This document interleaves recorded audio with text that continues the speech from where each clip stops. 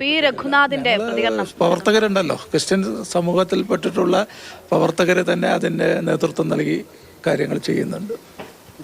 എല്ലാ Easter Christmas ദിനങ്ങളിൽ BJPയുടെ പ്രവർത്തകർ അവരുമായിട്ടുള്ള സൗഹൃദം പങ്കിടുന്നുണ്ട്.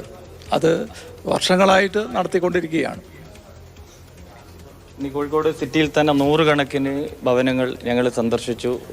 10-21 സന്ദർശനവുമായി ബന്ധപ്പെട്ട്, അതായത് 100 കണക്കിന് ഭവനങ്ങൾ ഞങ്ങൾ സന്ദർശിച്ചു എന്നൊക്കെ പറയുമ്പോൾ കോഴിക്കോട് ഈ സന്ദർശനമൊക്കെ നടന്നു കഴിഞ്ഞിരിക്കുന്നു. അപ്പോഴാണ് സംസ്ഥാന അധ്യക്ഷൻ അതിന്റെ ആവശ്യമില്ല, ഓണവും വിഷുവും ഒക്കെ പോലെ തന്നെയാണ് ഈസ്റ്ററും, പ്രത്യേക പരിഗണന വേണ്ട, സ്പെഷ്യൽ വിസിറ്റിന്റെ ആവശ്യമില്ല എന്നുള്ള പ്രതികരണം നടത്തുന്നത്. പ്രശാന്ത് കൃഷ്ണ തുടരുന്നുണ്ട്. പ്രശാന്ത്, നമ്മൾ ഇത്ര നേരവും നമ്മൾ ഈ വിഷയവുമായി ബന്ധപ്പെട്ട് ചർച്ച ചെയ്തത് സ്നേഹയാത്രയെ പറ്റിയാണ്. സ്നേഹയാത്ര വോട്ട് യാത്ര മാത്രമായിരുന്നു എന്നുള്ള ചോദ്യമാണെങ്കിൽ ഇപ്പോൾ അങ്ങനെയല്ല. BJPയിൽ ഇതിലൊരു ഭിന്നത ഉണ്ടാകുന്നുണ്ടോ എന്നുള്ളതാണ്. അതായത് രണ്ടിടത്ത് അല്ലെങ്കിൽ നേതാക്കന്മാർ പലത് പറയുമ്പോൾ പലത് ചെയ്യുമ്പോൾ ഒരു ഭിന്നത ഉണ്ടാകുന്നു. ഈ വിഷയത്തിൽ ഒരു ഐക്യകണ്ഠമായിട്ടുള്ള തീരുമാനത്തിലേക്ക് സ്നേഹയാത്ര വേണ്ട എന്നുള്ള സംസ്ഥാന അധ്യക്ഷന്റെ തീരുമാനം താൻ അറിഞ്ഞിട്ടില്ല എന്നാണ്. അങ്ങനെ അറിയാതിരിക്കുമോ? അറിഞ്ഞിട്ടില്ല എന്നാണ് അദ്ദേഹം വിശദീകരിക്കുന്നത്. അതായത് സ്നേഹയാത്ര വേണ്ടെന്ന് വെച്ചതായി അറിയില്ല എന്നതാണ്. അതായത് കഴിഞ്ഞ കാലങ്ങളിൽ നടത്തിയ സ്നേഹയാത്ര BJP തുടക്കമിട്ടിരുന്നു 2023 മുതൽ. അത് വോട്ട് ലക്ഷ്യം വെച്ച് തന്നെയായിരുന്നു. കാരണം തൃശ്ശൂരിൽ വിജയിക്കണമെങ്കിൽ BJPക്ക് ക്രൈസ്തവ സമൂഹത്തിന്റെ വലിയ വോട്ട് കിട്ടണമായിരുന്നു.